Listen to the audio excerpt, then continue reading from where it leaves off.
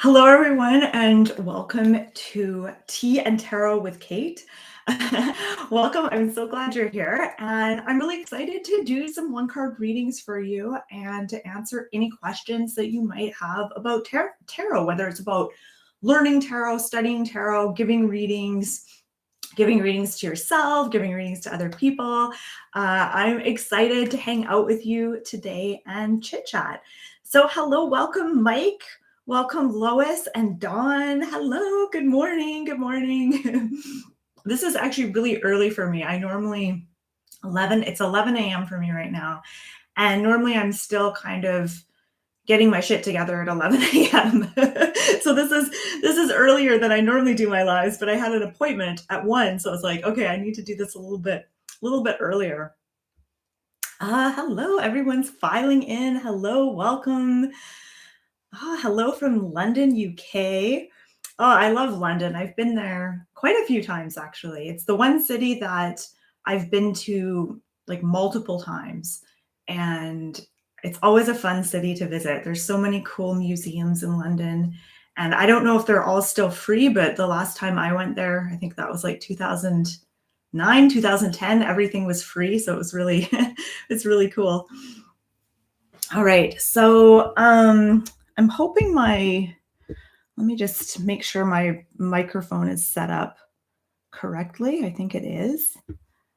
Okay.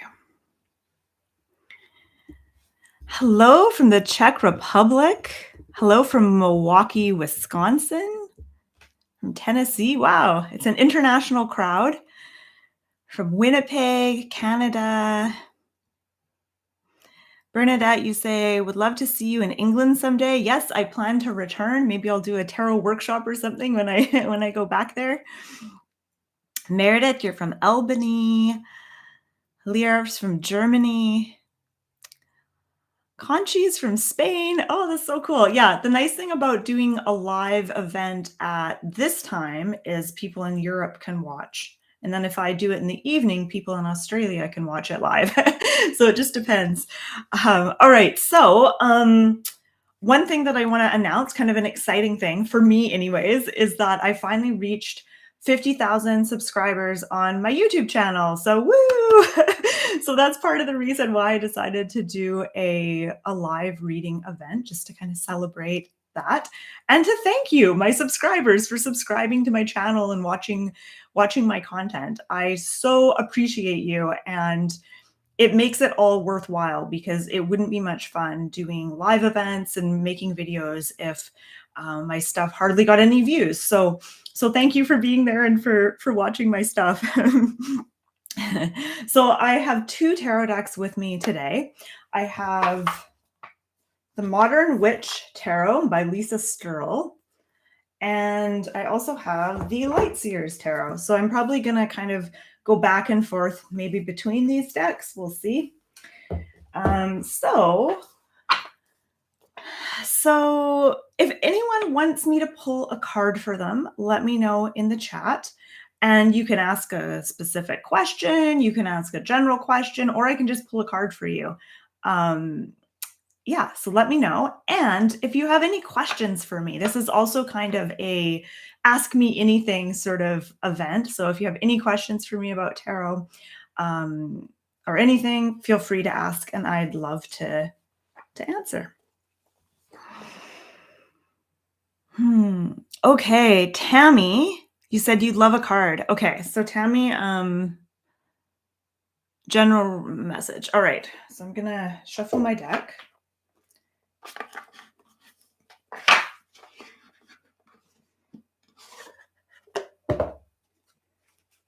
I forgot to introduce myself. I guess you all maybe are familiar with who I am. My name is Kate. I usually always start by introducing myself, and for some reason I just dropped the ball this time. So my name's Kate. I'm also known as the Daily Tarot Girl. I'm a tarot card. I teach tarot reading, and I've been a professional reader for a little over 10 years now. In fact, it might even be closer to 15 now that I think about it. I always get my time frames mixed up. Okay, so Tammy, I'm going to draw a card for you. I'm just going to give this deck a really good shuffle. I find the Modern Witch Tarot is a hard one to shuffle because the cards are so thick, like really, really, really thick. And so I have to kind of break the deck up in sections to shuffle because, yeah, my little hands can't handle a deck of this size. All right. Okay, so message for Tammy. So Tammy, the card you got is, ooh, Wheel of Fortune. So Wheel of Fortune is a major arcana card. Now let me just get closer to the mic here. Okay. So Wheel of Fortune is a major arcana card, and it is number 10. I think of the Wheel of Fortune as being kind of like halfway in the, if you like spread all the major arcana cards out, this one's kind of in the middle. And the Wheel of Fortune is a card of luck.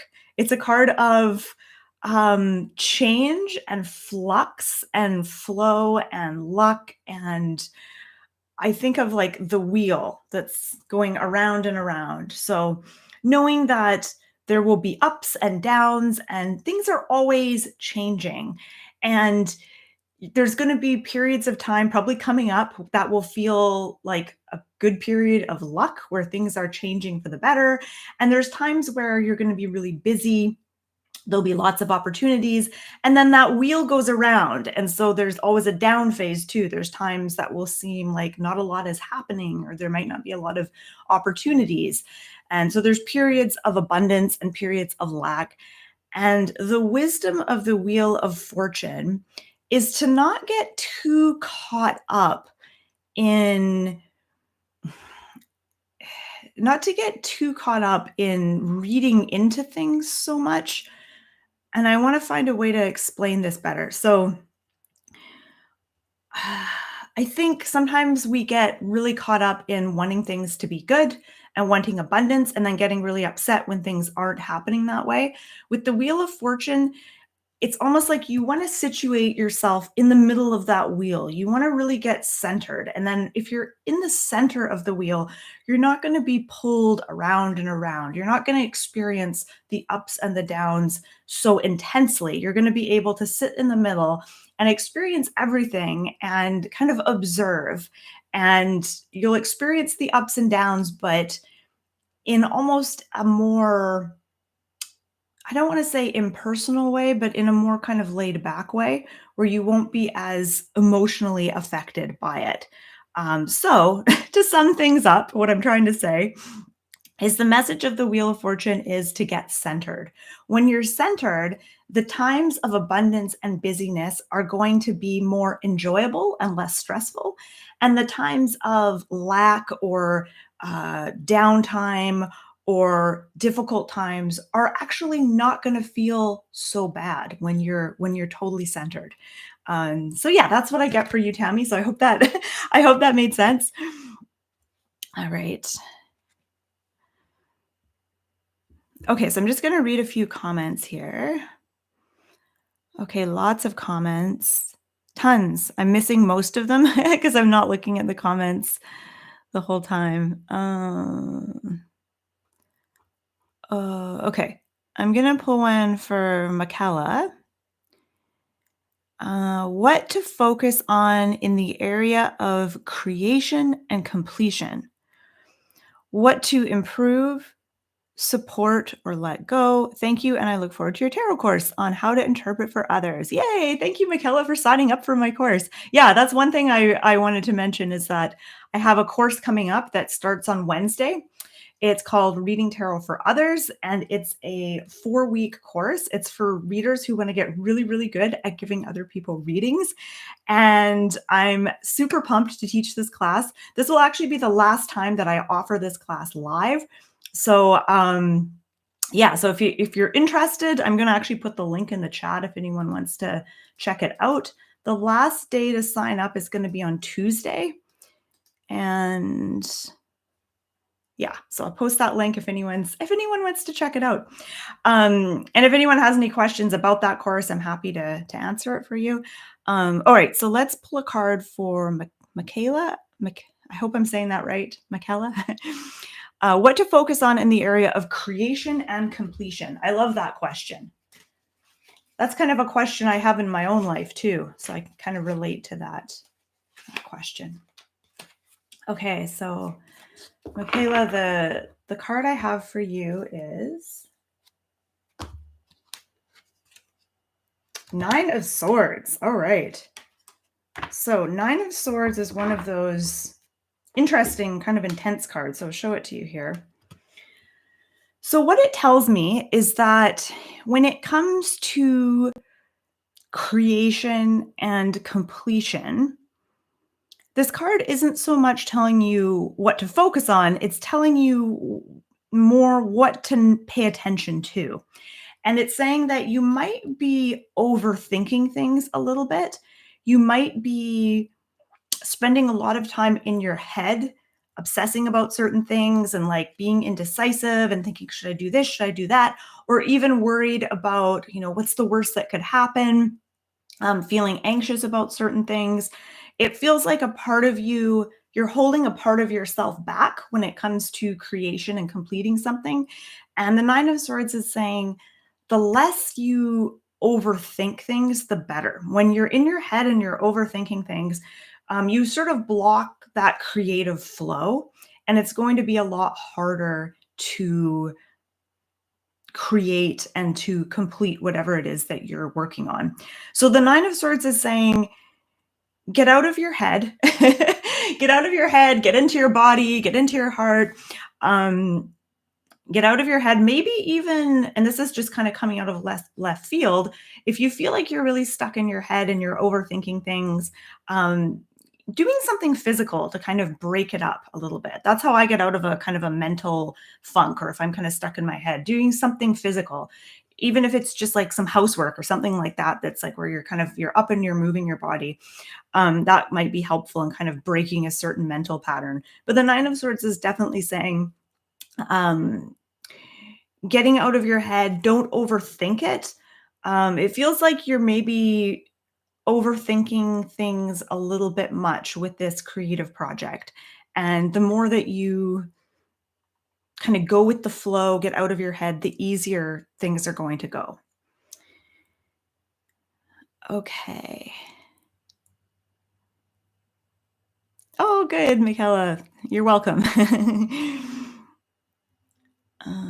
Okay. Brittany something. Can you pull a card for advice on moving forward in my career? All right.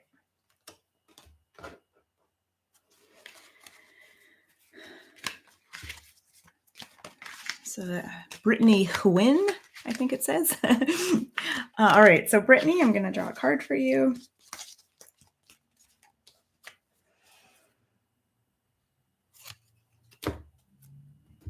So Brittany, the card for career is Two of Swords.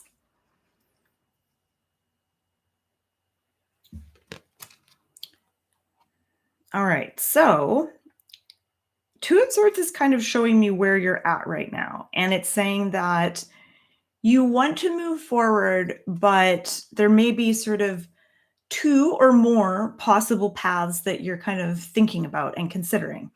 And for you right now, it might feel like you don't have all the information that you need. You feel like you want to make decisions, but you want to be confident in your decisions. And the Two of Swords is saying you might actually have to take a different tactic while moving forward and making career decisions. And you may want to incorporate your intuition more. And so really bringing in your intuitive side, your feeling side, being able to feel into the different opportunities that are in front of you. So if when it comes to moving forward in your career, if you have like choice A or choice B, really like doing your best to intuitively feel into those options and seeing, which ones have the most energy? What do I feel most excited about? And just noticing where your energy is leading you. And so if in the past you've always made decisions from a very like rational mental place, a very like sensible place, I'm not saying don't do that, but you also want to start incorporating your heart and your feelings and your intuition into things and considering those as you move forward. Um, what I get here is that you might the one thing that's going to hold you back is if you feel like you should wait until everything is totally clear and you have all the answers and all your ducks in a row before moving forward, that's going to hold you back. To move forward, you may have to make decisions and move forward before you feel totally ready, before you're 100% clear on things. And that's going to feel kind of scary and kind of risky. But the Two of Swords is saying, you may need to rely more on your intuition than anything in order to move forward. Okay. Lokesh says, please pull a card related to career and business ahead. Lots of career questions today. All right.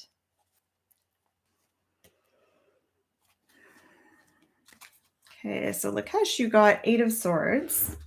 Okay, let's see here. Okay, Eight of Swords. Lots of swords cards, right? We got Two of Swords. We got the Nine of Swords. We're getting lots of swords. So Eight of Swords for career and business. Now, Eight of Swords is interesting. It shows me that you're feeling a little bit stuck. You're really feeling the limitation. And what's interesting, and I reshuffled the Two of Swords, but both these characters have blindfolds on. The last card, the girl had a blindfold on. And so what this is telling me is that when it comes to business and career right now, you're feeling a little bit stuck and you don't want to feel that way. You want to feel like there's lots of opportunities and you want to feel more powerful and sure of yourself. The Eight of Swords is all about how we see ourselves.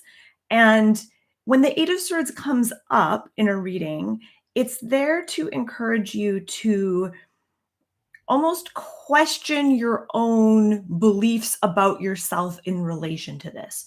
So, what I would suggest you do when it comes to business and career, just being aware of how you see yourself. Do you have any negative beliefs about what you're capable of or not capable of? And being able to sort of take those thoughts that you have about yourself with a grain of salt so that you don't take them so seriously, so that you don't get locked in this place of thinking like, oh, this is who I am. This is what I'm good at. This is what I'm bad at. This is what I can do. This is what I can't do. And starting to kind of blur those lines a little bit and be willing to see yourself as more capable than you think you are, and stronger, more creative than you think you are. I'm just going to have another look at this card. Um,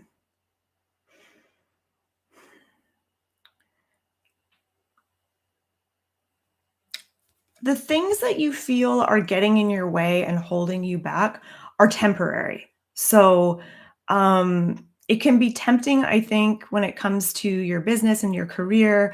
It can be tempting to make a mountain out of a molehill.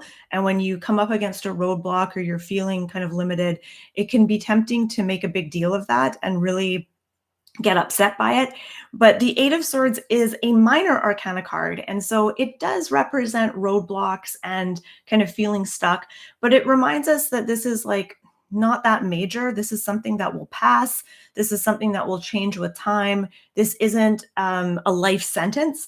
And so even just kind of stepping back and looking at your life from a broader perspective, from a bigger lens, and knowing that whatever challenges you're facing now, you're not going to be facing those. You're probably not going to be facing those, forever. This is just a temporary blip. So I hope that makes sense. All right. So I've been neglecting the comment section. So I'm just going to,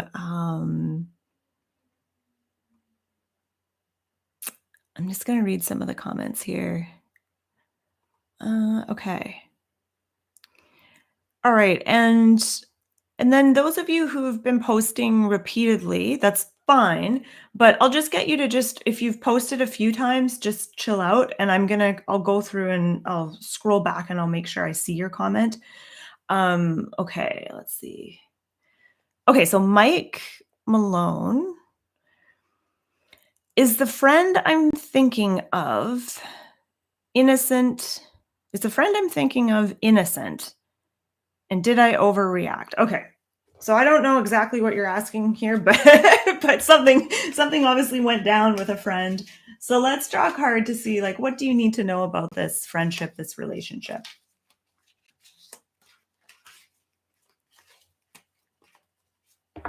Okay. So Mike, the card I have here is 9 of Pentacles.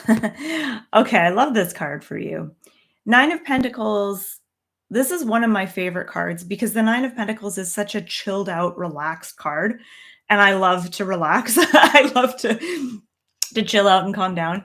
And so the 9 of Pentacles is actually saying, it's kind of telling you to just like chill out for a minute. It's not really telling us what your friend's motivations were or what. And I'm just going to reread what your question was. Did I overreact? Perhaps, perhaps. The 9 of Pentacles is saying just take a chill pill, go outside, take a deep breath, um, get grounded. The 9 of Pentacles is a card of being present, being in the moment, and really getting out of your head and into your body. And I know I said that with another card. I think it was the 9 of Swords I said that with. But that's the message I get with the 9 of Pentacles. Again, I feel like a broken record. I said this a couple times already to other people, but it feels like when it comes to this particular relationship, you've maybe been very much in your head and you might have spun more of a narrative than is helpful for you with this relationship. The 9 of Pentacles is saying just chill out for a little bit, get grounded, take a breather, get into your body, enjoy just being in the present moment. And I also think of this card as the card of like earthly delights, like enjoy a good meal, stop and smell the roses, just slow down. And then after you've done that for a little bit, then revisit this relationship issue. And I think you're going to have a different perspective and you're going to have more of an ability to get clarity and figure things out. All right. Let's see. Oh, Bernadette says, did you purchase the Tarot of Owls? I just purchased them, and in the next couple of weeks, I've done an unboxing of them, and I love them. Oh, cool, cool. Okay, Bernadette, I'm gonna check out your unboxing if you posted it to your YouTube channel. I don't have the Tarot of Owls yet. I have seen it, and it's a deck that I really, really want. I love owls. I feel like I have a special connection to owls, and um, I absolutely want that deck so bad. So I'm probably going to end up purchasing that deck soon. All right.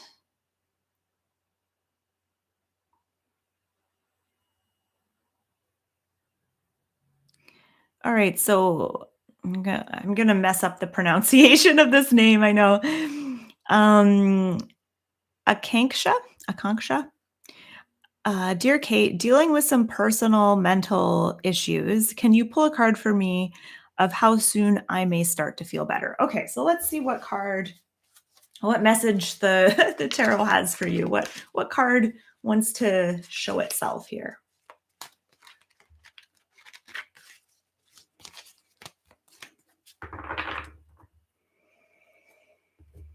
All right, so the card I got here is the Death card. Okay, that's really intense. Don't be afraid. It's okay. So the Death card is a major arcana card, and this is one of those cards that I feel like people that don't know much about tarot are really scared of this card. And then once you get to learn about tarot and really get to know your cards, then you actually get kind of excited when the Death card does come up. So death is about change. It's about change, and it's also about letting go.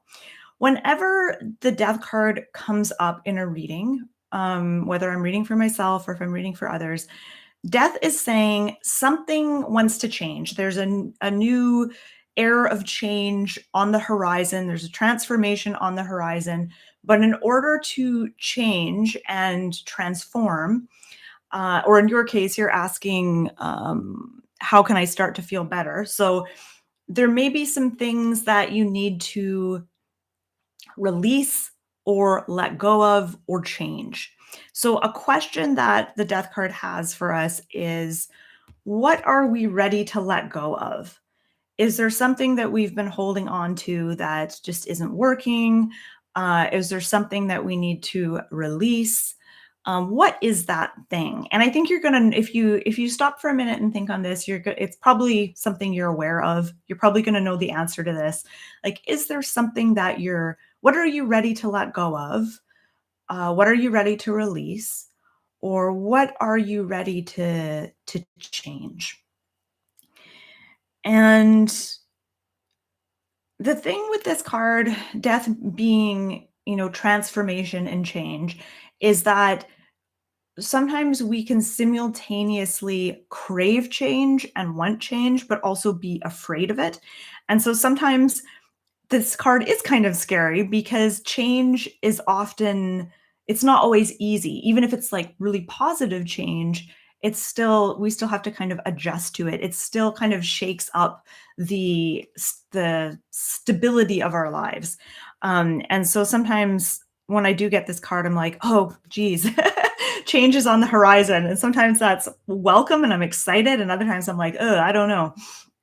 So yeah, so death is kind of letting you know that, I think of death as being kind of like that awkward in between phase between when you've sort of let go of something and haven't, like, you've closed one door but you haven't yet opened another door, if that makes sense. So you're in this weird sort of transition phase where maybe you've already let go of something, or something has left your life, or you've made a big change and you haven't yet kind of moved on to the next phase yet. You're in this weird sort of in between phase, and that can be confusing. We can sometimes feel like our head is in the clouds and we don't have clarity. It can be this sort of confusing time, that these times of transition.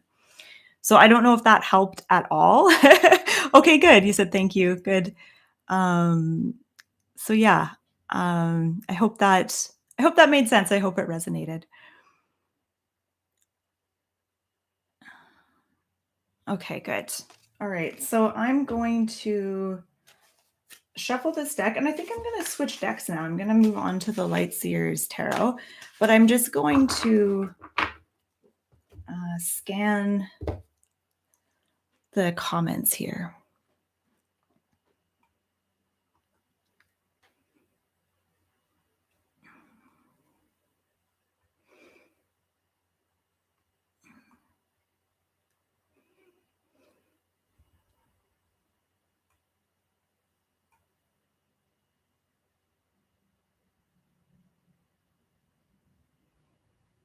All right. Sorry, bear with me. I'm just reading some of the comments. All right. Dawn would love a card on where I need to focus moving forward. Okay. Okay, so I'm just going to shuffle the Light Seers Tarot. The Light Seers Tarot is also, I find, kind of tricky to shuffle because the cards, again, are pretty thick. In some ways, I like the really cheap decks where the cards are super thin because it's easier to shuffle. Okay, so Dawn, your question was, where do I need to focus moving forward? Okay.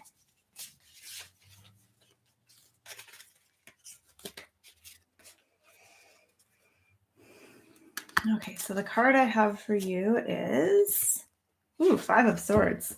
All right. This is one of those cards that I struggle with.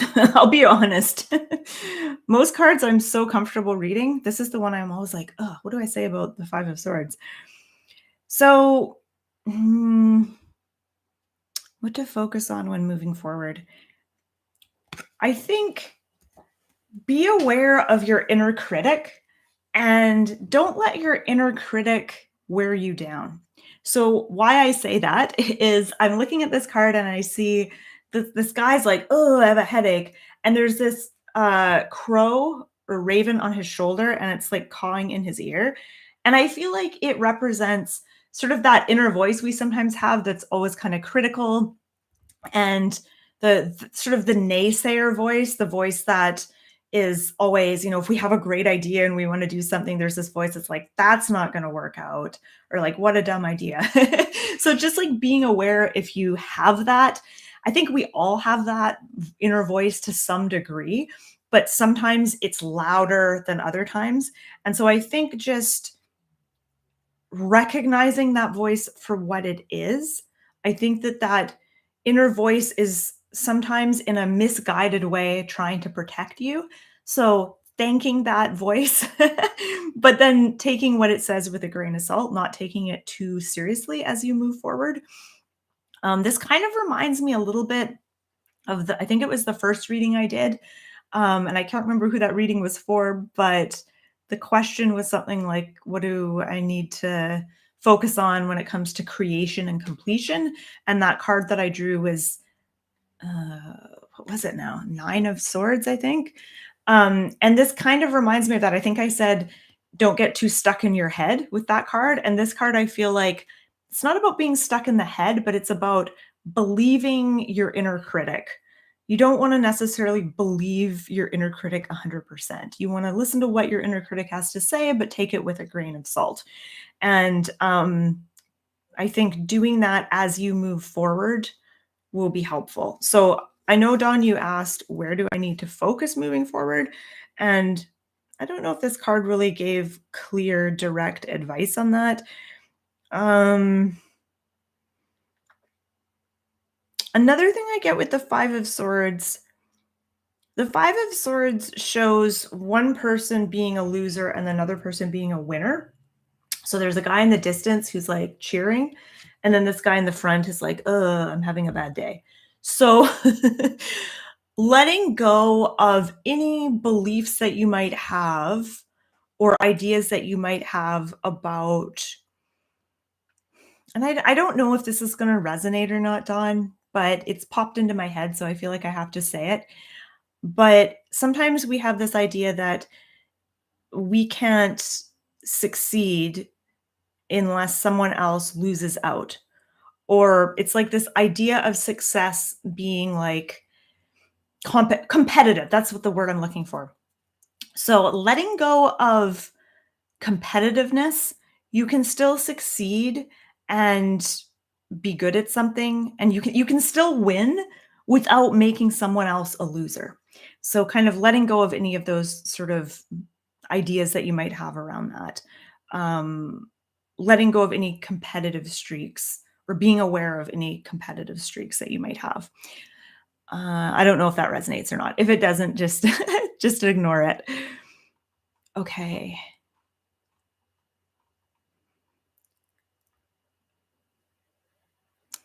Natalia said, do you take donations to skip the line? I think I disabled it for this one.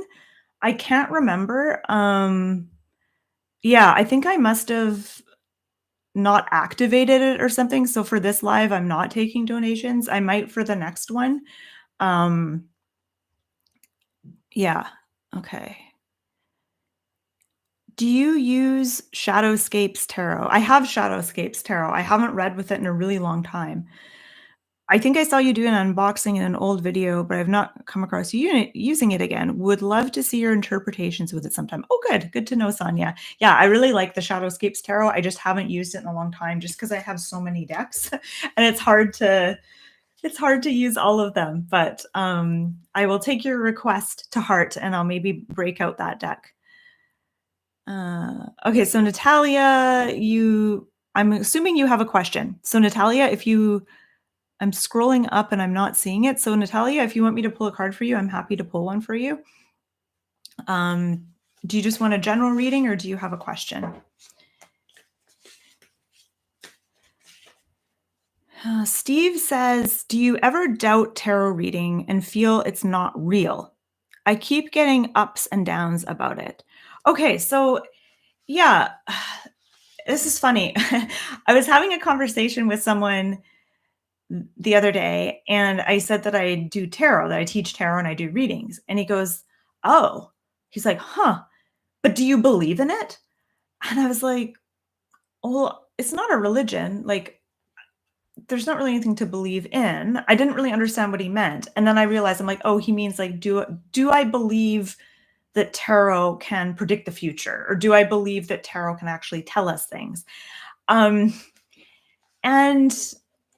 when it comes to like future predictions, and I don't know if this is what you meant by your question, Steve, but when it comes to like predicting the future, I think that tarot, you could predict the future with tarot. I've never been able to do it consistently. I've never been able to do it accurately on a consistent basis. It's like sometimes I can, sometimes I can't. So therefore, it's not something I would rely on. I feel like there's a lot of insight to be gained from doing a tarot reading, especially when you're reading for yourself. I feel like that's how I love to use tarot. I love using it as a tool for getting ideas for things and maybe looking at a situation from a different light. I don't feel like the tarot gives very, well, I was going to say, I don't feel the tarot gives consistent, direct, clear answers to questions. Sometimes it does, sometimes it doesn't. But your question was like, do you ever doubt tarot reading and feel it's not real? Yeah, sometimes. Like sometimes I've done readings that have been very helpful for me and readings that are not as helpful. And so sometimes if I've done, a few readings in a row that haven't been helpful, I'm like, I don't know if this tarot thing's really that helpful. But then I'll do readings that are like super helpful. So it just depends. But I don't think tarot is anything that you have to believe in, or I don't think that tarot is real or not real.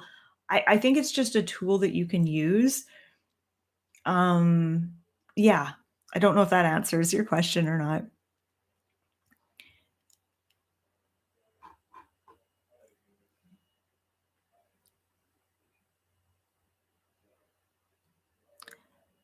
Okay, so Natalia, you said, can you pull a card about the connection with D? Okay, so this is a new man in your life. What is my best approach attitude? Oh, wait, is that the same person? I just see Natalia M. Oh, that's a different person. Sorry, getting confused. Okay, Natalia M. Can you pull a card about the connection with D? Okay.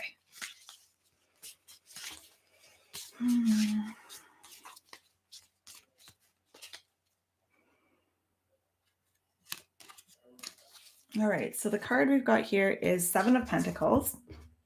Seven of Pentacles is a card of patience, and it's saying, be patient, don't be in a hurry. It's also a card of nurturing. So if this is a relationship, I don't know if this is a romantic relationship or some other kind of connection that you're having, it's saying that you want to nurture that connection. And by nurture, I mean, I'll use the gardener analogy. So this guy has planted seeds and it's growing into a plant. Now, the worst thing that he could do is constantly be digging up that plant to see how far the roots have gotten down. If you do that, you're going to kill the plant. And just like if this is a relationship or a connection, if you obsess too much about it and are constantly really trying hard to make that connection stronger, it's going to kind of suffocate that connection, that relationship. So the Seven of Pentacles is saying, if this is someone you want to connect with, give this a lot of space and breathing room. Be really patient.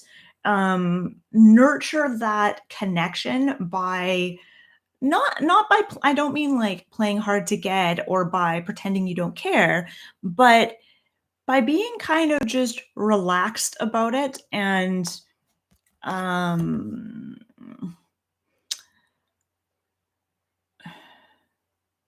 trying to think of another way to describe it. Yeah, giving that relationship some breathing room. So for example, like if it's a new relationship, you might have this urge to hang out with this person every single day or constantly be texting them and see if you can just like give it space to to blossom into something. Don't suffocate it. And be patient. That's what I'm getting from the 7 of Pentacles.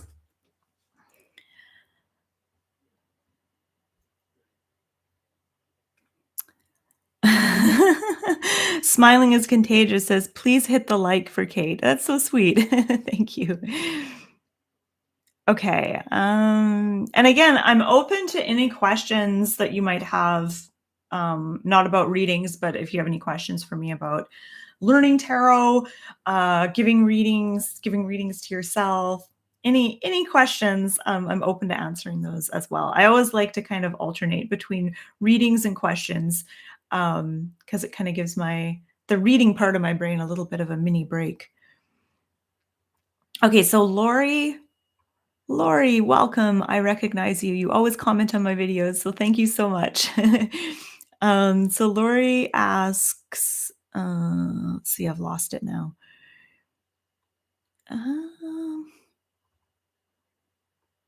Oh goodness, Lori Murphy. Oh, okay. How do I move forward while my family member struggles with addiction? Okay, I'll give my cards a shuffle here. Yeah, this is a tough situation when someone that you care about is really struggling and you want to be there for them, but you don't want to necessarily be an enabler, but you also need to take care of yourself as well. Okay, how do I move forward? All right, Lori. So the card you got is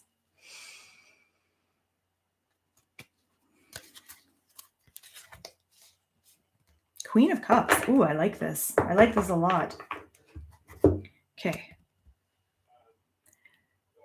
So do you notice, the first thing I notice about the Queen of Cups is she has her hands like this. She is taking a hands-off kind of approach. So it's like she's letting go. She's released something.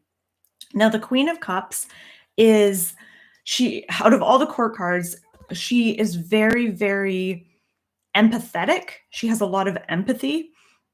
She's very compassionate and she really cares about others, but she also knows how to have boundaries. And she knows when to let go of something. So she's the kind of character who is very trying to think how to word this. The Queen of Cups knows how to support someone and how to be loving and kind and compassionate, but without getting too involved in someone's life. So she's not the kind of person who is going to get in there and micromanage someone and want to be super involved in their lives and try to do everything for them. I think the message of this is that you can offer your kindness and your compassion, but you can't do the heavy lifting for someone. And so your question, I'll just reread it. How do I move forward while my family member struggles with addiction? I think by recognizing, I think that there's this happy medium. There's a way to be compassionate and supportive without letting yourself be held back or drained of energy or tied down. And I don't know exactly how you do that. I'm going to be honest. But the Queen of Cups is saying that this is about learning how to love someone and how to be compassionate and kind and caring but also be loving, kind, compassionate, and caring to yourself as well, and sort of taking more of a hands-off approach, if that makes sense. And I wish I could be even more direct and clear. Um, Queen of Cups is really good at creating a space, holding a space for someone. And so you can hold a space for someone. And what I'm getting now from this card is one thing that might be helpful for you is to almost create an image in your mind of this person, this family member in your life doing well and holding that image. So imagining them recovering from their addiction and, really thriving in their lives, and have that image and be holding that image for that person. So if you're used to thinking of that person as being like someone who's really struggling and not doing well, being able to imagine them thriving and holding that image in your head when you think of them, not as a way to like be unrealistic, or avoid the reality, but holding this alternate version of that family member in your brain, is actually one way that you can really help that person. And you don't have to tell that person you're even doing that, um, but that's one way that you can help that person and move forward too, I think. So hopefully that was helpful. Good luck, Lori.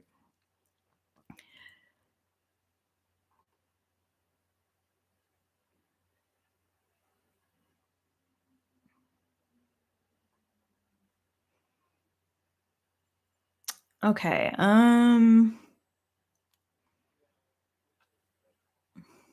I'm just gonna. Um, okay. Uh, Lois says, any ideas for alternate words for tarot reader, which carries the association of fortune teller? Okay. An alternate word for tarot reader. You could say intuitive tarot reader. You could even say intuitive card reader. I feel like that still might carry the association of a fortune teller.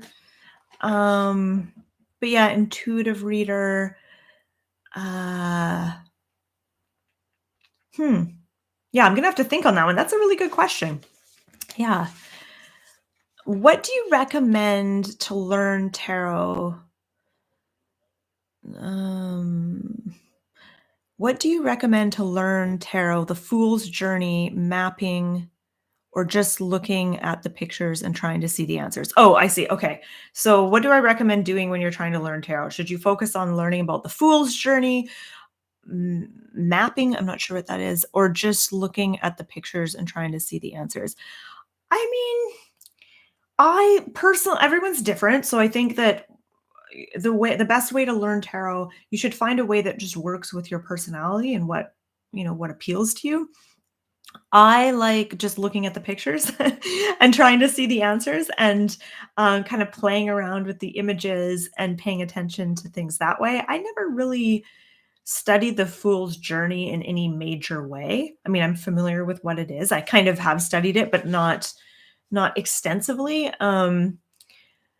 So yeah, I think I would recommend, when it comes to learning tarot, I recommend kind of practicing reading the cards without looking the meanings up in the book.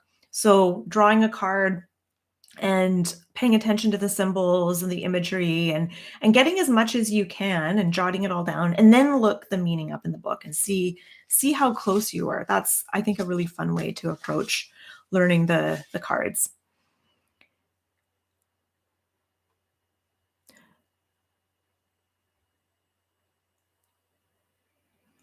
Okay. All right, so Lisa asks, will I be successful reading tarot for others, not just myself? Okay, let's draw a card and see. Okay, the card you have got is Four of Wands. Woo! Yes, you're going to be successful doing this. I can say that with a lot of certainty. So the Four of Wands um, is about, there's so much actually that I want to say about the Four of Wands. I associate the Four of Wands with community and a connection to others and connection to community. And there's also something about creating a space with the Four of Wands. So these four wands, as you'll see, they're kind of in the background. They're around the tent in the background, but those four wands create like a square. So they hold this space for something to happen. So some advice I'll give you, Lisa, when it comes to reading for another person, some things to keep in mind that will help you be successful at this is to pay attention to the fact that when you sit down to give someone a reading, you are, in fact, as the reader, creating and holding kind of a magical, special space for that reading to take place in. And so paying attention to, regardless of how you do your readings, maybe you do them in person, in your home, or maybe you do them online, but really setting up the space, setting up a physical space that supports you as the reader, and that will also help the person you're reading for feel relaxed and comfortable. And I think seeing readings as almost like a cause for celebration, like seeing the reading that you're about to give someone as like this special sacred time with that person, and approaching it with this attitude of, I want to say celebration, because I'm just looking at the two women in this card, and they're dancing, they're celebrating, and I think sort of approaching the reading from that place of not thinking, oh God, this is like a really serious thing that I have to be really good at, but instead just focus on connecting with the person that you're reading for and making them feel comfortable and kind of forging a little bit of a bond, a little bit of a connection with the person that you're reading for, and having fun with it. And I think that that's going to put a lot of your tension to rest, and that's going to allow you to be like the best reader that you can be. And of course, I want to say sign up for my course, Reading Tarot for Others, if you haven't already. Although I kind of recognize your name, so I think maybe you've already taken my class. I don't know, but that's my upcoming course that's coming up soon. All right. Teresa, hey. Teresa Katz says, Kate, can you pull a card asking if I am on the right path with my health healing energies? Okay.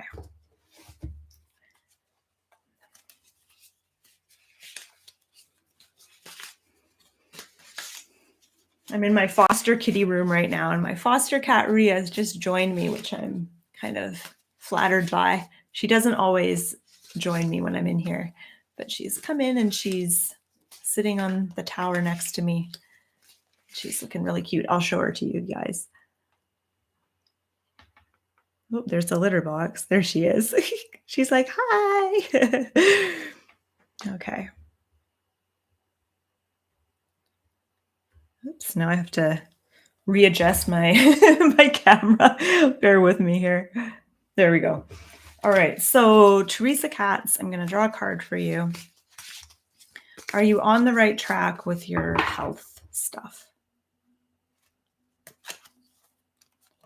Health healing energies. Okay. So you got, Four of Wands. Well, that's kind of funny. I did shuffle this deck really well. I shuffled it like 4 times. So we got the same card as we got last time. Four of Wands.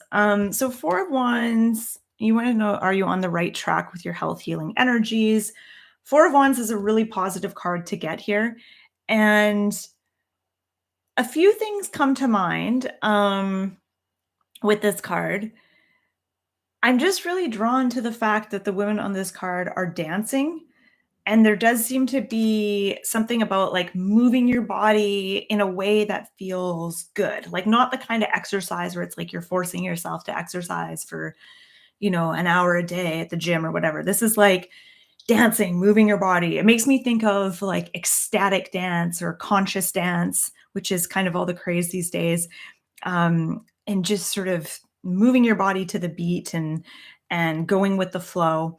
There's also this idea of community and connection, and I feel like friendships and socializing are intimately connected to your health and heal the sphere of health and healing. I feel like social life, health and healing, they aren't actually these two separate things. There's a lot of overlap and connection, and that's one thing that kind of supercharges your ability to feel good and all that. And those health and healing energies that you talk about can be sort of magnified when you feel like you have meaningful connections and you have enough socializing and all that in your life.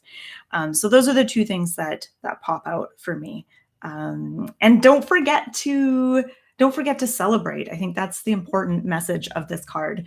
And you don't need to wait until it's like your birthday or an anniversary or something like that to celebrate. But like, what can you celebrate right now? Is there something that you can celebrate this week? That's another big thing I get with that card, is that energy of celebration. What is your favorite deck? I don't have one favorite deck, but I have many. So I do like this deck I'm using right now, the Light Seers Tarot. I like the Everyday Witch Tarot. There's another tarot deck called the Slavic Legends Tarot that I really like. I feel like there's so many more tarot decks that I love as well, but those are the three that stand out, particularly this one, the Light Seers Tarot.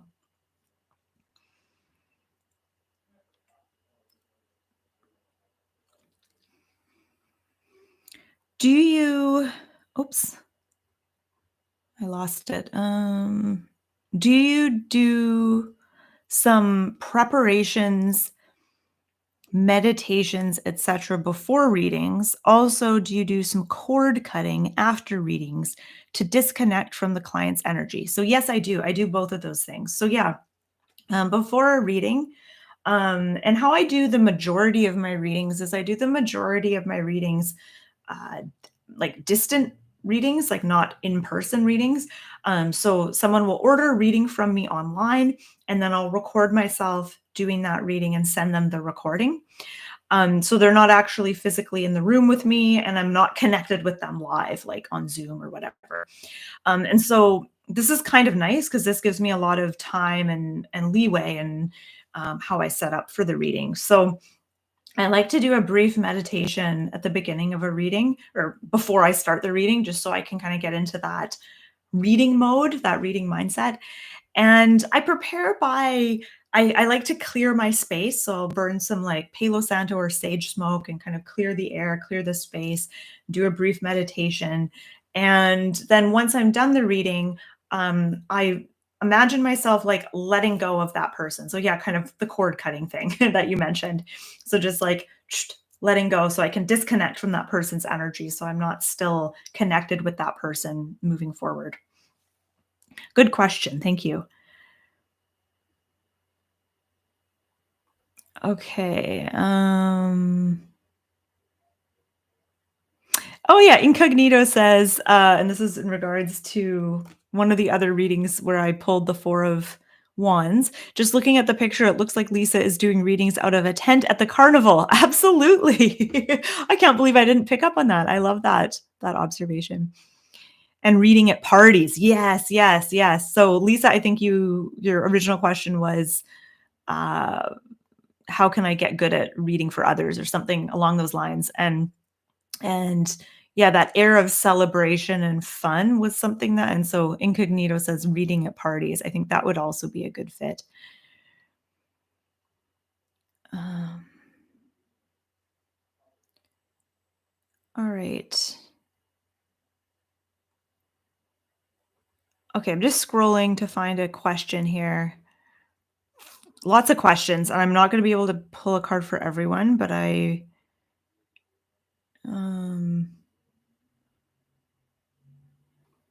do you read for yourself every day? No, I don't. I only read for myself once in a while. I don't do it every day. When I was learning, I did a lot. But no, I read for myself kind of once in a while now.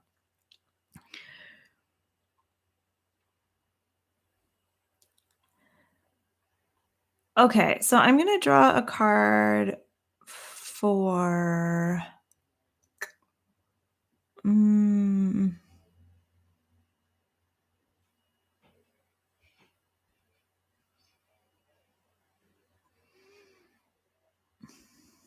let's see.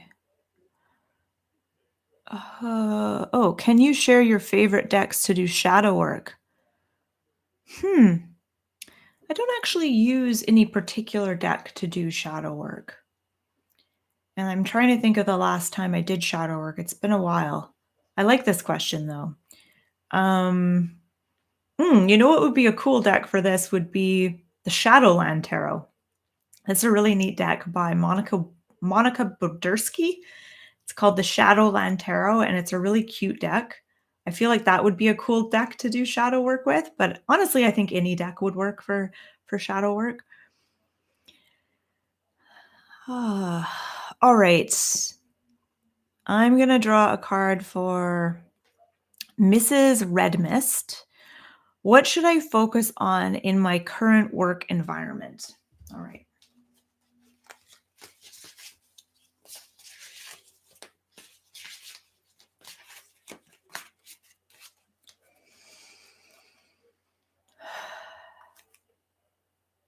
So the card you got is, oh, 10 of Cups. Beautiful. So 10 of Cups is a card of harmony, good feelings, family, connection. It's also about letting yourself dream and not placing any limitations on your ability to dream. So, not telling yourself, I can dream, but I have to be realistic. Just letting your imagination do its thing. So, focus on in my current work environment. I think focus on, there's a few ways I could answer this. Focusing on creating harmony in your workplace, focus on really nurturing and fostering positive feelings towards the people you work with, even the people you can't stand. There's always a couple. Um, and focusing on really cultivating positive feelings about the work that you do. And there's something here about like connection and bonding. I think focusing on creating bonds and relationships within your work environment, if that feels good, if that feels totally awful, then just ignore it. But if that feels like it's something you want to do, and I think allow yourself to, and I don't know where you're at right now in your current work environment, if it's something that, if your current work environment feels negative or if it's something that you're struggling with or you're struggling to feel excited about your work. But the 10 of Cups says, create, and this is kind of similar to what I said to someone else earlier, but creating, like allowing your imagination to run wild and imagining, like, how do you want your work environment to feel? What would you like it to be like? How do you want to feel about the people you work with? How do you want to feel about the work that you do? Ideally, how would you like things to be? And have kind of an idea of that. And that's kind of the first step in creating more of that. Not that just by imagining that everything's wonderful, it's magically all going to be wonderful. But that's kind of the first step. If you can't create and if you can't imagine and figure out, well, how do I want my work environment to feel? What do I want it to be like? It's a lot harder to then create that. So the first step is having kind of this idea, this vision, and I really want to focus on um, the idea of feeling like, how do you want to feel in your job? How do you want to feel about the people you work with? So this isn't the same as like, how do you want things to be, but like, how do you want to feel? So even if nothing changes in your work, if everything stays the same physically, how do you want to feel about it? How, and really focusing on asking yourself that, how do I want to feel about the work I do? How do I want to feel about my coworkers and the people that I work with?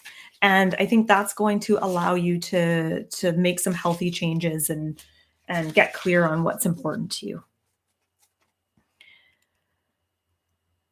Okay.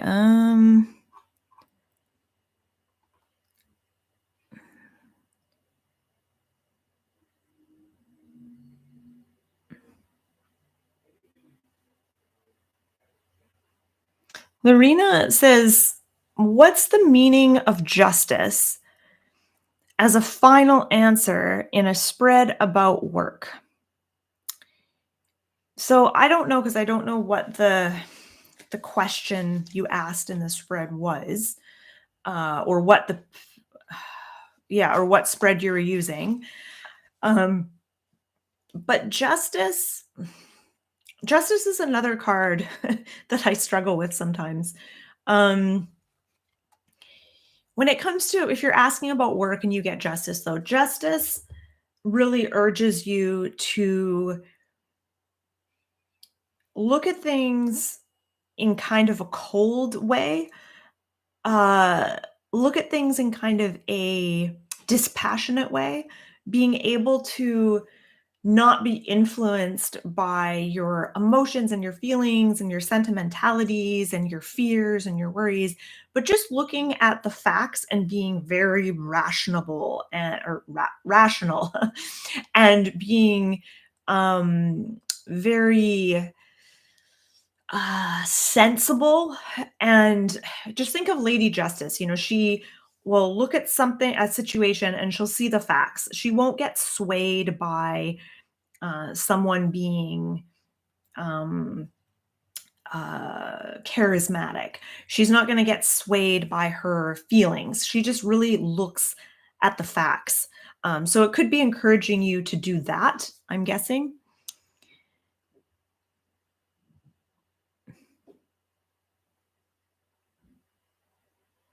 Do you have a tip on how to distinguish between positive and negative meaning of the cards when I am not reading reversals yet? Okay.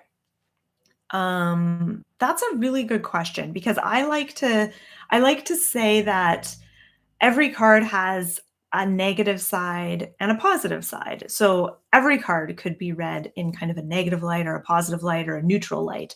So how do you know what light to read the card in? Um, this is not an easy thing to answer because it really depends on a few things. So it depends on what you're asking. Are you using a spread? Where is that card in the spread? I would say that's the biggest determining factor. So if, let's say, you get a really positive card like the sun, but it shows up in a negative position. So let's say it shows up in the let go position, what you need to let go of, and you get the sun, then I think it's safe to say that you could read that card in a more negative light. So I think where that card is placed in a spread is one determining factor.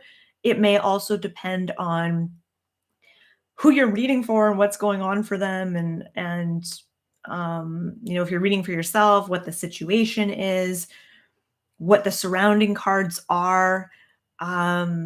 All of those kind of factor in, but I would say the simplest answer is like where that card is in the spread.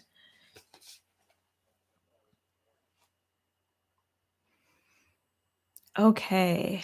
Thanks for being here, Dawn. Okay,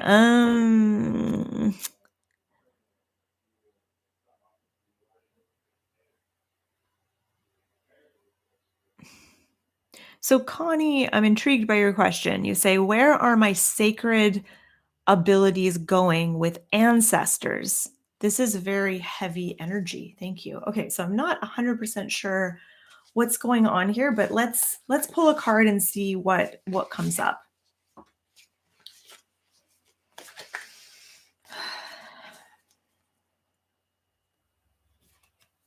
And if I need to ask for clarification, I might. Okay, so you got 5 of wands, which does kind of reflect what you said. You talked about very heavy energy. And the 5 of wands isn't necessarily heavy energy, but the 5 of wands is a card of conflict. And you might feel a sense of conflict within yourself with doing this work. Um, Let me talk about the 5 of wands first, and then we'll talk about it in relation to your question. So the 5 of wands shows 5 people, and they're all kind of scrambling to get to the same thing. And this can be a card of competition. It can be a card of a bunch of people that all have different ideas, and they're kind of squabbling and fighting about how things should be. and they're all maybe competing for the same thing. And what I'm getting here is, let me just reread your question.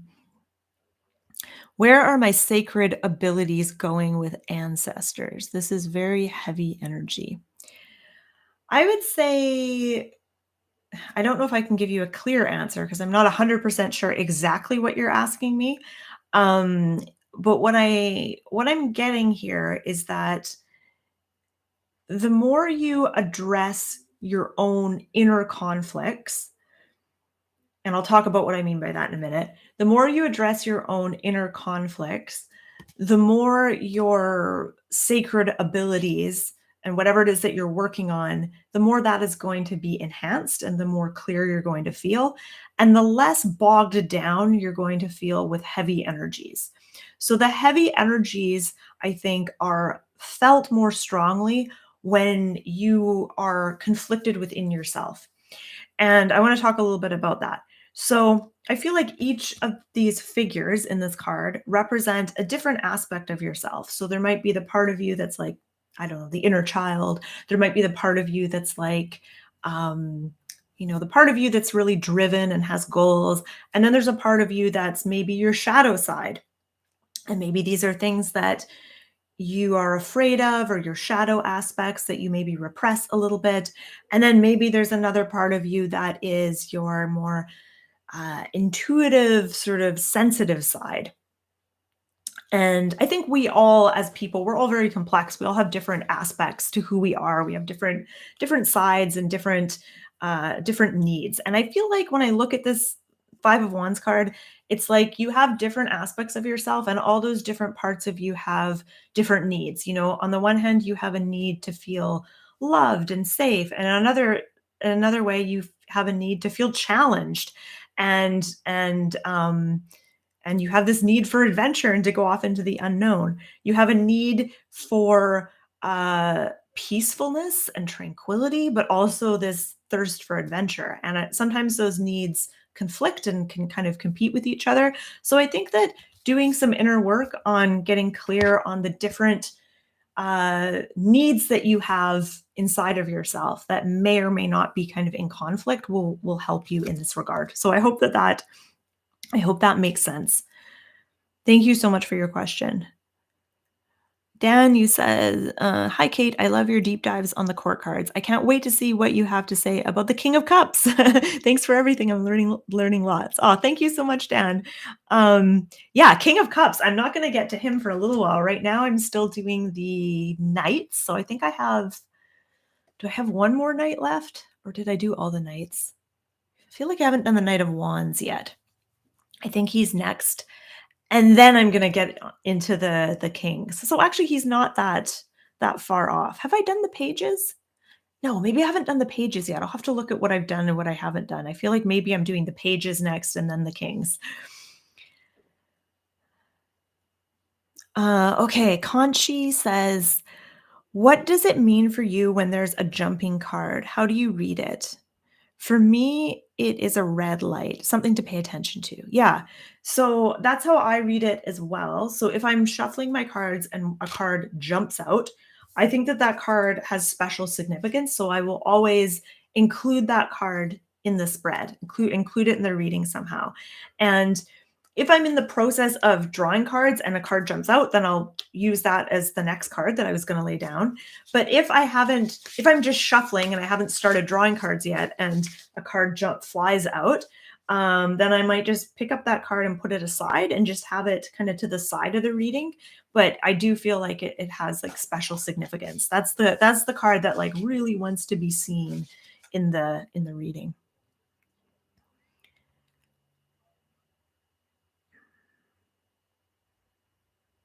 Christina, you said today is your birthday. Woo, Christina, happy birthday. Would you please pull a card for me? What should I focus on this year? Yes. Okay, so I'm going to shuffle my deck. And while I'm shuffling, I'm going to tell you guys about my upcoming tarot course.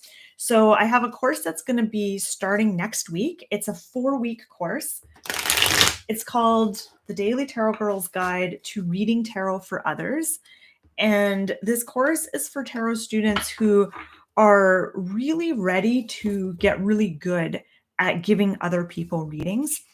And I've noticed, like, I read for myself for quite a while before I started reading for others. And when I started reading for others, I realized how different it was to do readings for other people as opposed to just like reading for yourself. And it took me a really, really, really long time to get confident reading for others. And I basically share everything I've learned about giving people readings in this course. So I hope that you can join me. If you want to learn more about my course, I'm going to put the link to where you can sign up and get all the info. And I'm just going to post it in the chat. And yeah, I'll post it in the chat there. So you should be able to see it and you can check it out. The last day to sign up is Tuesday. And this is the last time I'm going to be running this course. It will be either the 6th or the 7th time I've run it. And this is going to be my final time, and I'm going to really splash out for this final round of this class. So there's going to be extra bonus live tarot parties where we get together and practice on each other.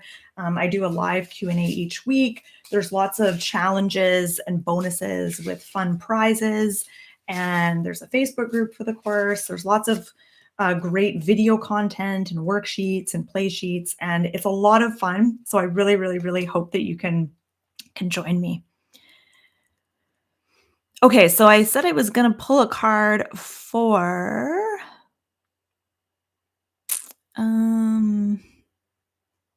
someone whose birthday it was. I've already forgotten, so I'm just going to scroll up and see if I can find it again. Oh, Christina. Okay, Christina's birthday. Could you pull a card? What should I focus on this year? Okay, so for this year for you, focusing on 7 of Cups. All right. So this is a year where you're going to need to make some choices and decisions. This is a year where you may feel a little overwhelmed at all the different opportunities and possibilities that will come before you. And there's going to be a desire to try a little bit of everything. You're going to want to spread yourself thin, but don't spread yourself too thin. So at some point, you're going to have to say yes to some things and no to other things. And there may be this ultimate fear of missing out, like you don't want to close the door on anything. But the 7 of Cups is saying that at some point, you're going to want to say no to some things and yes to other things. So the issue this year, the thing to focus on for you, I think, is getting clear on what's really important for you. What is really, what are your values? What's really important to you? And once you're clear on that, then making the decisions about what to invest your time and energy into is going to be easier.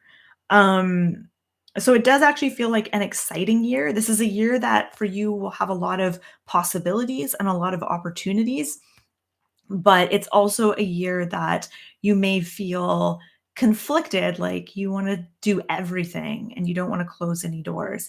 But if you don't close any doors, you remain inert. So it's impossible to move forward or to make any kind of progress if you say yes to absolutely everything all the time. So at some point, you're going to have to say no, not right away, but at some point. But this does feel like an exciting card to get. So happy birthday, Christina, and good luck for your next year.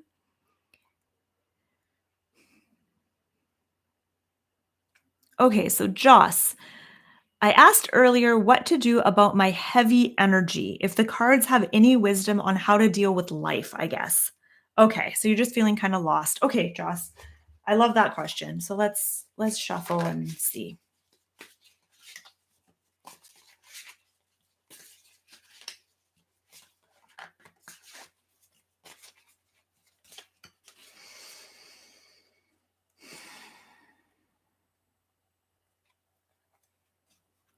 Okay, so the card you got here is Page of Cups. All right, so this is kind of a nice card to get. I think my camera's having trouble focusing on this card. This is kind of a nice card to get for this question. Because you'd asked about, how to deal with this heavy energy, and this is a very non-heavy card. This is a very light, friendly, kind of playful card, the Page of Cups. So your question was basically like, do the cards have any wisdom on how to deal with life and just the heaviness that sometimes comes with day-to-day life? So let's talk a little bit about the Page of Cups. I'm not 100% sure what I'm going to say about this card or what answers he has for you or suggestions, but let's just start talking and exploring with this card. So the Page of Cups he's a very creative figure in the tarot. The Page of Cups knows how to be playful and how to really indulge his playful and creative side. So I don't know if you are a naturally creative person who just feels drawn to creative things, or if that's something that you just haven't considered yet. But the Page of Cups is encouraging you to dabble in some creative things. So this could be painting and drawing. It could be creative writing. It could be writing poetry or singing or dancing or acting, any kind of creative pursuit. For some reason, my mind is drawn to like arts and crafts and painting, but it could be something totally different for you. And the key here, I think, is letting go of expectations. The Page of Cups, because he's a page and he's learning and he's young, he doesn't have high expectations for himself about how things are supposed to be or how he's supposed to be. He kind of sees life as an experiment. And I think if you adopt that attitude of the Page of Cups, maybe not all the time, but just kind of play around with adopting that attitude. Like, what would my day be like if I just saw this day as an experiment? And I'm going to try, one new thing today, or I'm going to do one thing that's kind of out of the ordinary for me that isn't part of my usual routine, and just see what happens. And kind of approaching life in this sort of experimental way. I think that might be a key to alleviating some of the heaviness a little bit. And I'm really intrigued by the symbol or the imagery on this card. You see his feet up here. It's like he's looking up, and it's like, and this is him, this is his feet. We can tell by the pants, they're the same. And it's almost like he's seeing where he wants to go and he's imagining himself going there. And then we have this flying pig, which to me is like that saying, like, if pigs could fly. It's kind of like the page, I think, is sometimes kind of unrealistic in some of his ideas and stuff like that. And I feel like this card is kind of saying, by always being like quote unquote realistic and mature and sensible, there's a certain heaviness to that. And so what the Page of Wands has shown up by saying, you don't need to take everything super seriously. Let go of some of the high expectations you might have for yourself or the high expectations you might have for your life. And just give yourself permission to play a little bit, to experiment a little bit. Even if it's just for an hour or half an hour on a weekend or a day off where you just play around with some paints or something like that. That's going to go a long way to alleviating some of that heavy energy that you have right now. So I hope that was I hope that was helpful.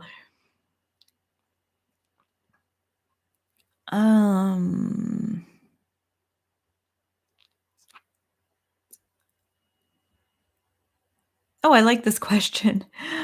What types of questions do you like to answer the most? Do you like love ones or fate ones? I honestly kind of like general questions the most, because I feel like a general question is kind of like an open-ended question, and there's all different directions you can go with that. So I do like general questions. I love doing readings for people, and I might be alone in this because I know I've heard a lot of tarot readers complain about getting clients who don't have any questions, and they're just like, I just want to see what comes up. I'm just open to anything. And I actually love those questions. or non-questions. I love reading for someone who's like, I don't have any questions. I just want to see what cards come up and see what messages come through. I actually love doing readings like that. So yeah, the more open-ended, the more I enjoy it. And I know some readers find that really frustrating, but that's just me. Okay, welcome, Metamorphosa. You're joining from Israel. Welcome. Okay.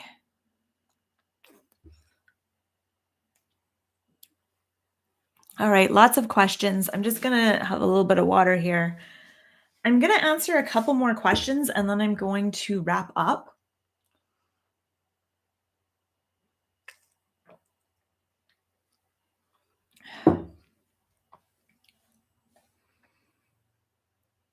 Uh,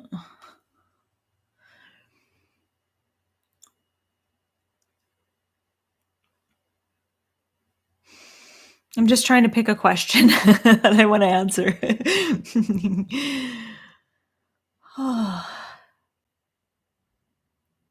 um,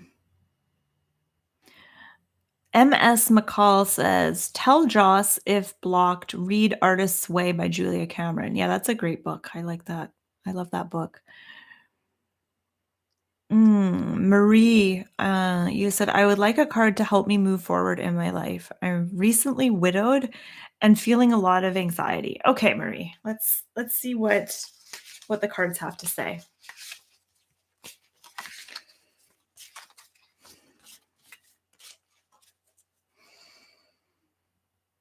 All right, Marie. So the card that wants to come forward and speak to you is Two of Pentacles. Okay. So the Two of Pentacles is telling you that you're doing a really good job of keeping all the balls in the air. I think you've been doing a lot of balancing, a lot of juggling of responsibilities and tasks and duties, and you've been doing a really good job of that so far. And let me just look at these two cards. What I'm getting here is that, and I'm looking at the two pentacles, there's one that's in color, the red pentacle here, and then there's this sort of glowing pentacle that almost looks like a moon or something, or some kind of orb that's in the sky. And what I get with that is, as you move forward, I feel like there's two realms. There's the physical realm and then there's the spiritual realm for you. So there's the physical realm is like the day-to-day things that need to get done. That's like the practical, grounded, physical stuff that needs to be done each day. And then there's the spiritual side of life and connecting to the spirit realm and connecting with your spiritual side. And there's many different ways that you can do that. Some people feel like meditating or yoga is helpful. Some people feel like having a creative practice helps them connect in with their more spiritual side. But essentially, what I'm getting from this card is that you want to balance out the care and attention that you give to your physical day to day life, and then the spiritual side of things. And I think that sometimes I think what happens to most of us is that we put, 99% of our attention on the physical world because that's what's right in front of us. And then we maybe slave a little bit over for attending to like the spiritual side of things. And what I'm getting from the Two of Pentacles here is that you want to, not necessarily that you have to give equal amounts of attention to both of these things, but you want to give that spiritual side of life even more care and attention than maybe you have in the past. And let me just reread your question to make sure I'm answering it.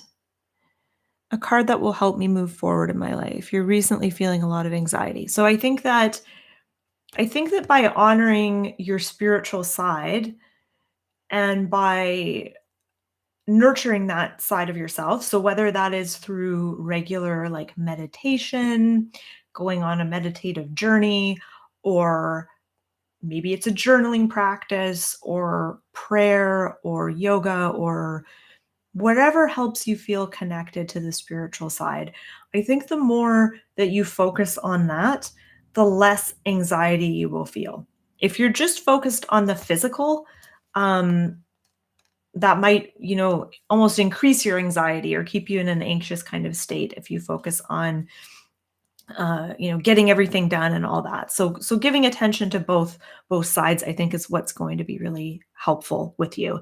And when I talk about like the spiritual side, I'm also thinking of like connecting with, whether you want to think of it as your higher self or your spirit guides, or if you think of it as like guardian angels or ancestors on the other side, or just the universe, like universal energies. When you really focus on connecting with this side of life, it can help you feel really supported, and it can really help you let go of all those little things that you might be thinking are very important that can cause a lot of anxiety. So I just see that as being a really helpful way to move forward, is really nurturing that spiritual life. What book about tarot would you recommend? So, a book that I started with that I really loved, it's called A Magical Course in Tarot by Michelle Morgan. And I love that book because it's a little book. It's not like a big tome, so it's not very intimidating. It's a lot of fun. It's an easy read. It's a fun read. It has all the important information that you're going to need to know about tarot, but it's not like this big, overwhelming, tome of a book. So I actually really love that book. It really influenced how I read tarot and how I approach tarot, and that's one of my all-time favorite books. So that's the book that I recommend. And there's other great books like 78 Degrees of Tarot Wisdom is a really good one. The Joan Bunning book, Learning the Tarot, I found that really helpful. Mary Kay Greer has lots of great books. Tarot for Yourself, I love that one. But the one that if I could just choose one book to recommend, it would be A Magical Course in Tarot.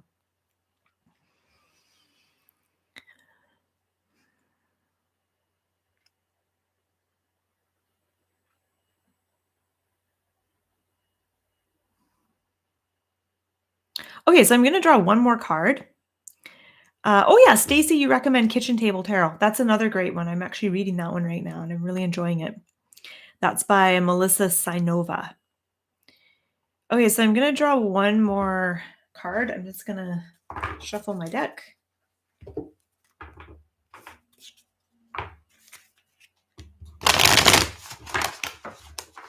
So I'll do one more reading, and then I do have time to answer a couple questions about tarot, like not readings, but like tarot related questions, if anyone has any.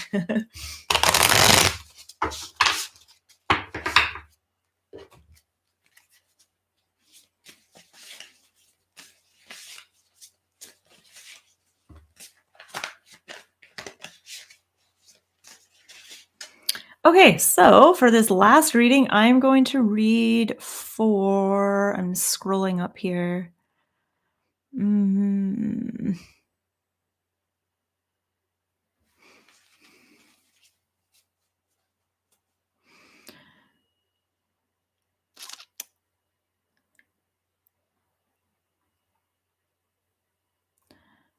Sorry, bear with me. I'm just trying to find a good question to end on here. Uh,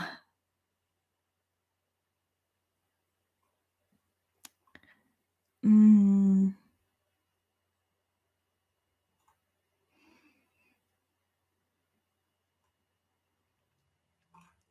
okay, I'm just going to scroll right up because I know I missed a lot of questions.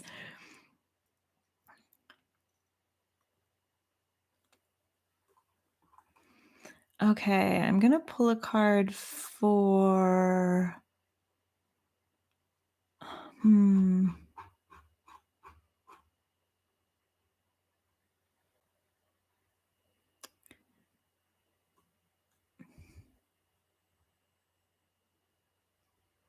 Marianne, just because this one's really easy. I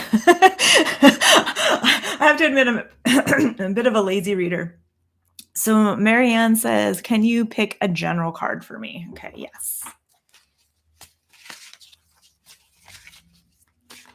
All right.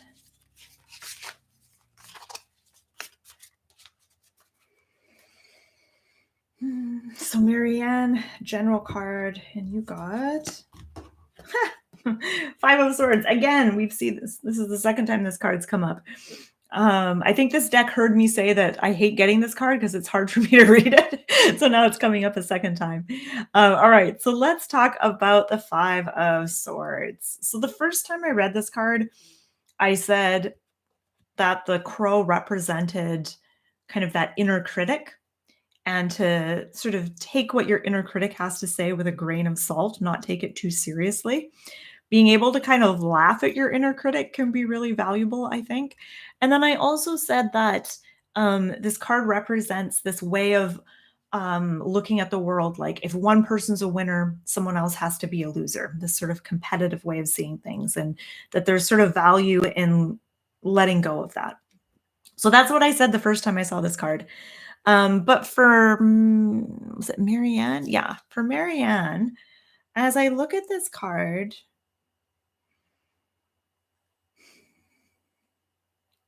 it makes me think of headaches. So I don't know, Marianne, if you've been getting headaches lately, but this guy is like really holding his head. And again, I am really drawn to that symbol of the crow. And it feels like any kind of headaches, or it might not manifest as a physical headache. It might feel like just being kind of stuck and just being like not moving forward. And in order to kind of get unstuck or to alleviate that headache, paying attention to, are you, do you have a strong inner critic?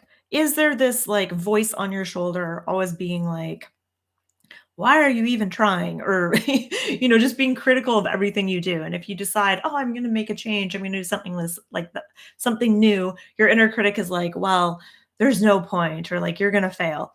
Do you have an inner voice like that is really strong and persistent? And I think the more you start to see that voice as being able to kind of laugh at that voice and not take it so seriously is really going to free you up and alleviate a lot of pressure and a lot of tension. Yeah, that's what I get. So let's do one more. I'm going to pull one more for Bernadette, because Bernadette also wants a general reading. So this is easy. General readings are always easy for me. So Bernadette, the card that I'm drawing for you is the Emperor. Nice. Okay, so the Emperor is a major arcana card, so we're ending on a powerful note. And the Emperor is saying a couple of things. He's saying, Bernadette, it's high time that you made your own plans. Don't get sucked into following someone else's plan. It's high time that you honored your own plans and made your own way, and really give credence, really take your own ideas seriously, and also make a plan. The Emperor is all about strategizing and planning ahead and having a strategy and planning your next moves in advance. So he's encouraging you to really forge your own way, to go your own way, and to make a plan and make some sort of strategy. All right, so I want to thank everyone for their questions and for allowing me to read for you. It's been such an honor. And I do have time to take one or two quick questions about learning tarot or giving readings, if anyone has any. Sydney, you said, can I be added to the list? I'm assuming you mean list to be read for. I'm not sure. Would you pull a card for yourself and let the chat room tell you what they see? Oh, that would be fun. That would be so fun. I think I'll do that for my next live, just because I'm kind of running out of time. But that would be a really fun thing to do.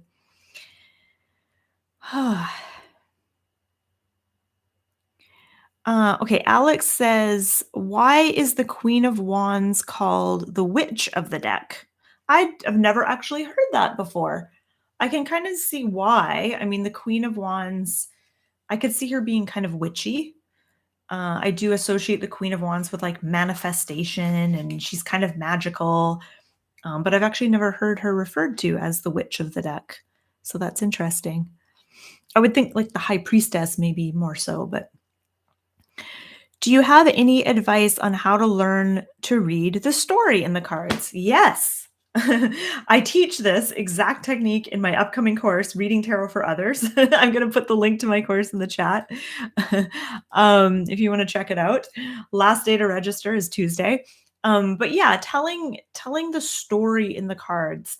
I would say if you're wanting to learn how to do this, start with a small spread. So start with like a 3-card reading. And as you get comfortable seeing the story with 3 cards, and you can move up to using more cards. Not every reading, it's not always possible to tell a story with every reading. Some readings, it's very really easy and it comes really naturally. So if a story doesn't emerge in a reading, don't try to force it.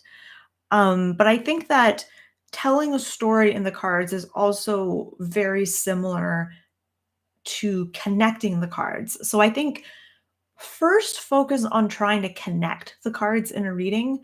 And then once you get comfortable with that, then start to weave a story. And I mean, once you start connecting the cards, I think a story just kind of naturally starts to emerge.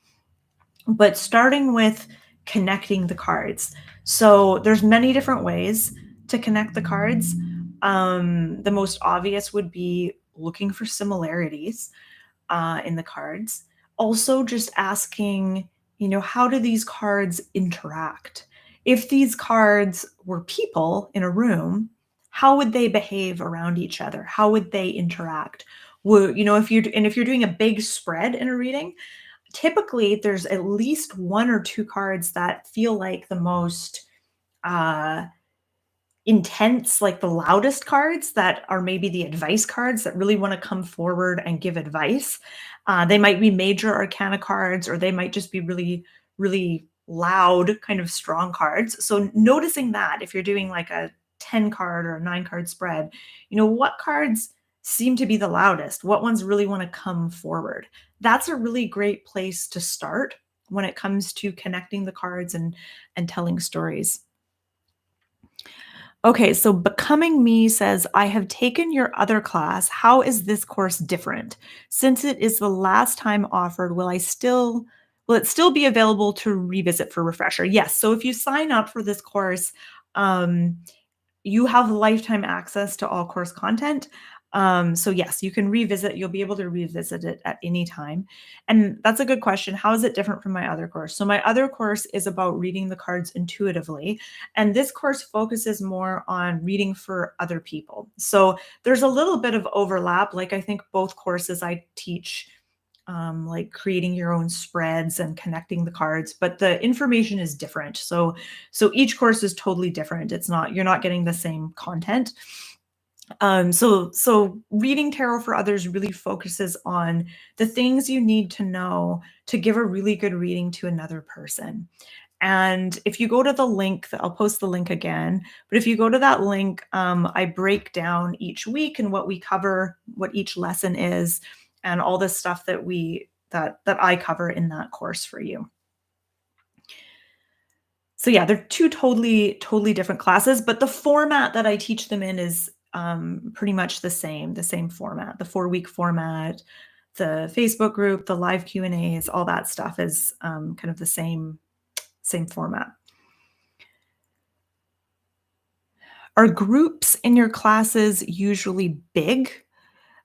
Yeah, so there's usually a lot of people in the Facebook group, and then I'll do my live Q&As each week, and usually there's about anywhere from 15 to 25 people that show up for the lives. I record all the live Q&As so you can watch them later. So you don't have to be there live to enjoy the Q&A. You can just watch the recording after. But I usually get around 16 to 25 people for the live Q&As. So not huge. It's a nice manageable size.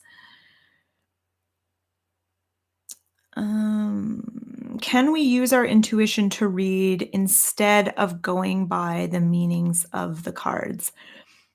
Yes, but I think in order to be a really good tarot reader, you should know what the meanings mean. So I like to do kind of a combination style of reading when I read. So I go with my intuition, but I also have a good understanding about what each card means. So sometimes I usually always incorporate that traditional meaning of the card into what I say about the card. And sometimes I don't. But if I'm going to completely abandon the traditional meaning of the card and just go off on an intuitive tangent, I do so willingly, knowing, like, intentionally. And so I think that it's totally possible to just read intuitively based on the images and not learn anything about the traditional meanings. But I think that in order to call yourself a tarot reader, you should learn some of the traditional meanings of the cards. And I think it's nice to have that the book meanings of the cards kind of in the back of your head, because then if you don't really get anything intuitively, you always have that to kind of fall back on. And Incognito advises Judy to just give it a go and keep a journal of the results. And that's a good advice, actually. Just playing around. Yeah, play around. Try just reading intuitively and write down what you get and see how helpful it is and see how useful it is.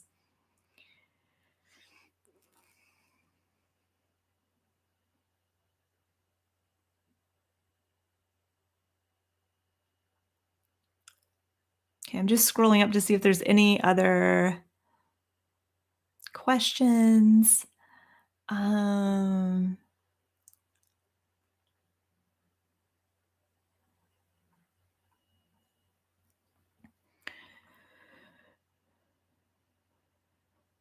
I think I've answered everything here.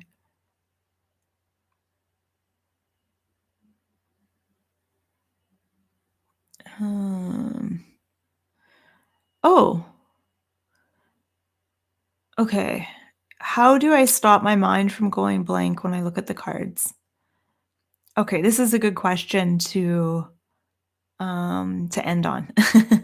How do I stop my mind from going blank when I'm doing a reading? So this is something that would happen to me, and it still happens to me sometimes. I'll turn over a card and my mind just goes totally blank and I'm not sure what to say about the card or what direction to take it in. So I think if that happens, it's okay. Give yourself a moment. Just take a deep breath. Um, keep looking at the card and just notice where your attention goes first. So you will, if you ever have ever watched my weekly tarot forecasts that I post on my YouTube channel, you'll notice that I do this a lot. So my mind often goes blank when I'm doing those. And what I do is, and I'll do it right now as an example. Okay, let's say I've got the Fool and I'm getting nothing from this card. I will start talking out loud and I'll say, okay, and I'll say the name of the card. I'm like, okay, we've got the Fool. And then I'll kind of rattle off a few things I know about the Fool. Like, okay, the Fool is a major arcana card. And the first thing I notice when I look at this card is um, the purple crystal that the Fool is holding in her hand. And then I'll look at that crystal and be like, okay, what is this? What's this a symbol for? And I'll say, okay, the first thing I notice is the crystal. And when I look at that crystal, it makes me think of manifestation. And then that just kind of gives me a little avenue to go down.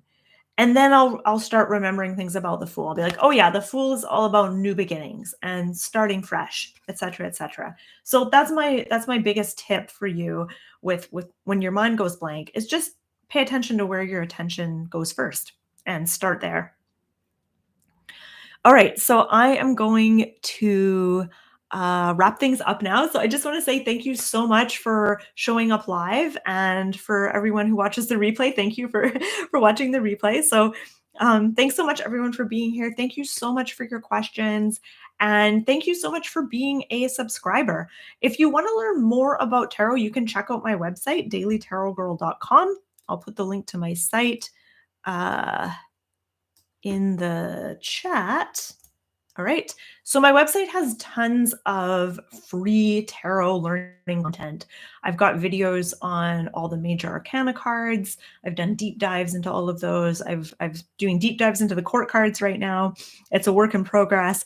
But there's lots of fun stuff on my website. I have lots of exercises and quizzes and videos and all kinds of fun stuff. So if you're on your tarot journey and you're learning and you're having fun with this, definitely check out my website. I've got lots of fun stuff to help you along on your tarot learning journey. So thank you so much, everyone, for being here. And I will be doing another live, hopefully not too long. I always say that and then it ends up being like 3 months, but hopefully it won't be too long. So I hope everyone shows up to my next live. So thanks everyone for being here and have a wonderful rest of your day. Bye-bye.